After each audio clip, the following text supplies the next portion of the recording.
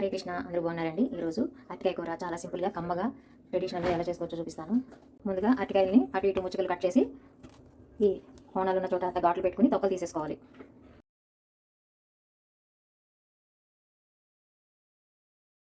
ఇప్పుడు ఉప్పు నీళ్ళలో వేసుకున్న అరటికాయ ముక్కల్ని పొయ్యి మీద పెట్టుకుని ఒక పొంగు రానిచ్చే వరకు ఉడికించుకోవాలి. ఈ అరటికాయ ముక్కలు ఉడికేలోపు తాలింపు వేసేసుకుందాం. పొయ్యి మీద మూకుడు పెట్టుకొని 2 గరిటెలు అంటే 2 టేబుల్ స్పూన్లు నూనె వేసుకోవాలి. అరటికాయ కూరకి నూనె ఎక్కువే పడుతుంది. మనం తీసుకునే అరటికాయని బట్టి నూనె ఎక్కువ తక్కువ చూసుకోవాలి. తాలింపు కోసం జీలకర్ర, ఆవాలు, ఎండుమిర్చి, ఇవి మినపిండితో పెట్టిన వడియాలండి. ఈ వడియాలు వేసుకుంటే కూడా బాగుంటుంది. కరివేపాకు వేసుకోవాలి. నూనె కాగాక తాలింపు వేసేసుకోవాలి.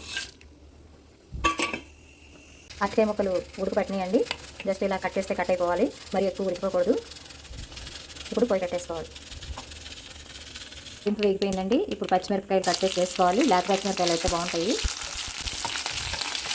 ఈ పచ్చిమిరపకాయలు వేగాక అరటికాయ ముక్కలు కూడా వేసేసుకోవాలి, నీళ్ళు తీసేసుకొని.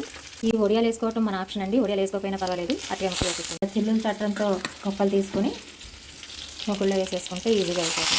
ఇలా అరటికాయ ముక్కలు వేసేసుకున్నాక పసుపు, ఉప్పు, కారం ఈ 3 వేసుకోవాలి. ఉప్పు ఇందాక ఉప్పు నీళ్ళలోనే మనం ఉడికించాం కాబట్టి ఉప్పు తక్కువే పడుతుంది, చూసుకుని వేసుకోవాలి.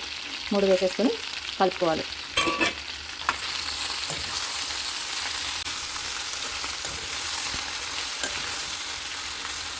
కొంచెం పెద్దగా ఉన్న ముక్కల్ని కొంచెం కట్ చేసుకొని ఒకసారి మూత పెట్టి ఉంచి, ఇందాక సగం ఉడికినాయి కదండి, ఇప్పుడు ఇంకొకసారి మధ్యలో సరిపోతుంది. ఈ అరటికాయ ముక్కలు మెత్తగా ఉడికిపోతే పేస్ట్ అయిపోతాయి, అందుకని ఇలా చేసుకోవాలి. ముక్కలుగా ఉంటే బాగుంటుంది. ఈ అరటికాయ లేతగా ఉండి నేను ఉడికించినప్పుడే కొద్దిగా మెత్తగానే ఉన్నాయండి, ఇంకా అందుకే మూత పెట్టట్లేదు. ఇప్పుడు పొయ్యి కట్టేసుకోవచ్చు. అంతేనండి అరటికాయ కూర.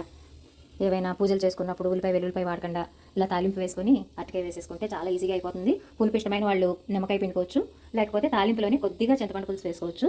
అరటికాయ ఎలాగో కొద్దిగా పులుపు ఆ టేస్ట్లో ఉంటుంది కాబట్టి ఇలా అయితే కూడా చాలా బాగుంటుంది కమ్మగా.